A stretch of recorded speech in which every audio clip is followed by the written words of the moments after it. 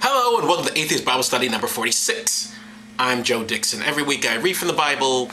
Well, actually what I do is I drink, then read the Bible, say some shit, and then that's the end of the video. That's pretty much it. That's the whole bit. It works for me, what can I say? Anyway, what I drink is a different concoction each week. Yesterday I had not yesterday, but last week I had a beer. I had a German beer, and today I'm going to have making myself a little cocktail. And we got some bitters. See the bitters? Yeah. Put a little of that in the old glassy glass here. Let's hold on a second. Just a little bit of the bitters. I just shot off on my leg. Ooh. Hate when that happens. Just wipe myself there. And now a little bit of whiskey. This is Canadian mist. Canadian drink. Canadian mist. Because the Canadians know their whiskey. Have you ever met a Canadian? Biggest drinkers you ever met, real alkies. So I put a little of that in there. I'm not gonna do the whole bottle, for God's sake. People, calm down. All right, and next we're gonna have some vermouth, like vermouth. So this is a what is it? A sweet Manhattan. I believe someone said, "Hey, why don't you have a sweet Manhattan?" So I'm having a sweet Manhattan. That in there. All right, so vermouth. Did I show you the vermouth? I'm sorry. Let me just show you again the vermouth. So it's vermouth, whiskey, and bitters.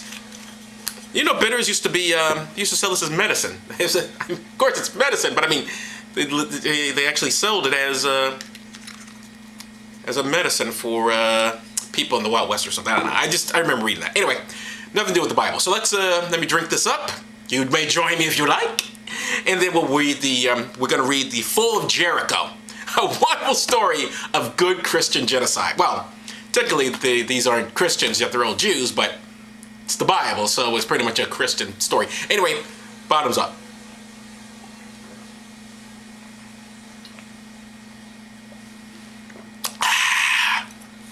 Now, I know some people complain, hey, the last video, practically the whole thing was you drinking. I didn't drink that long, and people, come on. I'm moving along as fast as I can. Don't you interested? I'm drinking it. I'm blowing up my liver for you. Who else will do that? All right. This is the Fall of Jericho. Oh, now, before we get into this, actually, let me bring you up to date. Moses is dead.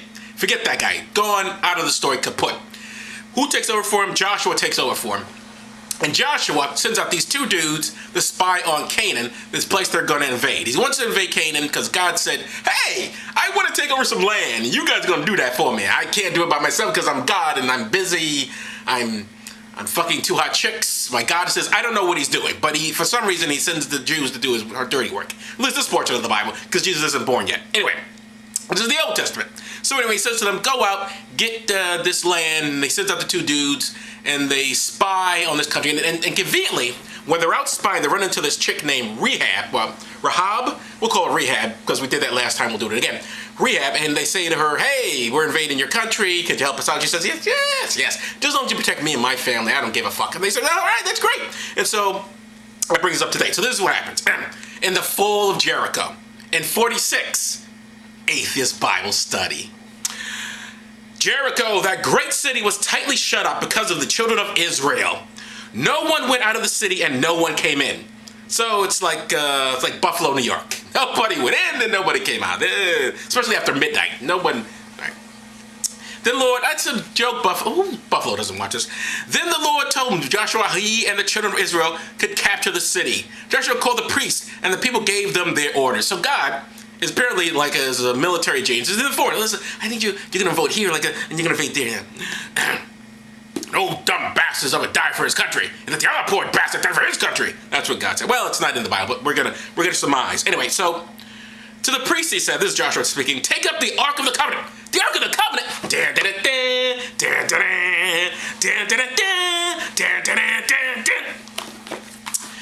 To the priest he said, take up the Ark of the Covenant. Again, that's Joshua speaking. And let 7 priests carrying 7 trumpets of ram's horns march before the Ark of the Lord. So they got the horns. The horns are going to be very important later, ladies and gentlemen. They're going to be blowing horns and marching in. What kind of invasion is that? I don't know. No Hellfire missiles for these guys. They got the horns. Man, these fuckers are being business. Joshua commanded the people, you shall not shout nor make any noise nor shall any word come out of your mouths until the day when I bid you shout. Then you shall shout. So he's conducting them. All right, bullshit. Here we go. At the seventh time, while the priests blew on their trumpets, Joshua said to the people, "Shout for the Lord." They're in the city now. "For the Lord has given you the city, and the city had everyone in it shall be accursed, except for Rahab, whatever her name is, who shall live, she and all that are with her in the house, because she hid the messengers that we sent." See, I mentioned that before, so he's saying it again. She hid the messengers, so we're cool with that. We're not going to kill her. We're going to kill every fucking body else. But her, she's fine, because it's good to betray your people, according to the Bible. "So the people shouted while the priests blew on their trumpets. When the people heard the sound of the trumpet and shouted with a great shout, the wall of Jericho fell down flat." Because you know, when you blow at a wall, that sucker just crumbles right down. They call this a miracle from God. It's just like, and the wall went, "Stop blowing your trumpet, I can't stand. I'm about to fall." And down went Jericho. The people of Israel went into the city, each man walking straight ahead, and they took the city and put all of its inhabitants to the sword. Now, ladies and gentlemen, you probably know this, as I mention it often, but this is the children's Bible. Children's Bible. And this is what it says again. The people of Israel went to the city, each man walking straight ahead. Well, that's fine. And they took the city and put all of its inhabitants to the sword. They're killing people. That would be called genocide, where I come from. In my heathen thinking. That sounds like genocide to me. So anyway, Rahab is spared. That's what's happening. Rahab, the slut who lets everyone get away. Nah, I shouldn't call her a slut, right? That's very sexist of me. I shouldn't say that. It has nothing to do with her gender. She's just a pig. All right. And the young men, because he's trying to invade the people and but protect my family. Everyone wants to go fuck themselves. Real great, real fantastic story. And the young men who had served as spies went in and brought out Rahab and her father and her mother and her brothers and all their possessions. They brought out all of her family and left them outside of the city at the camp of the Israelites. Then they burned the city and all that was in it, except for the silver and the gold and the vessels of brass and iron, which they put into the treasury of the house of the Lord. That's genocide. That's good old-fashioned genocide. And I know we kill all the people, but we steal all their shit. Oh, I do love my Bible.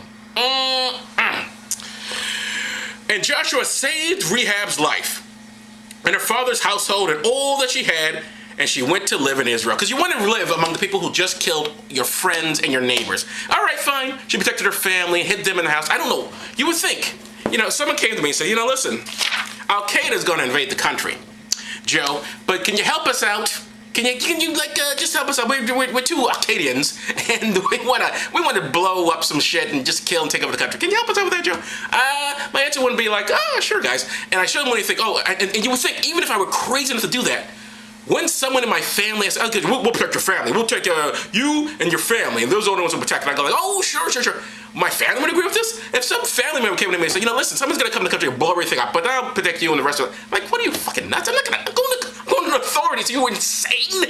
I'm not going to have you killing everybody. But this chick, it's for Israel, and everything is for Israel's good, so I'm going to do it. Why not? What have I got to do?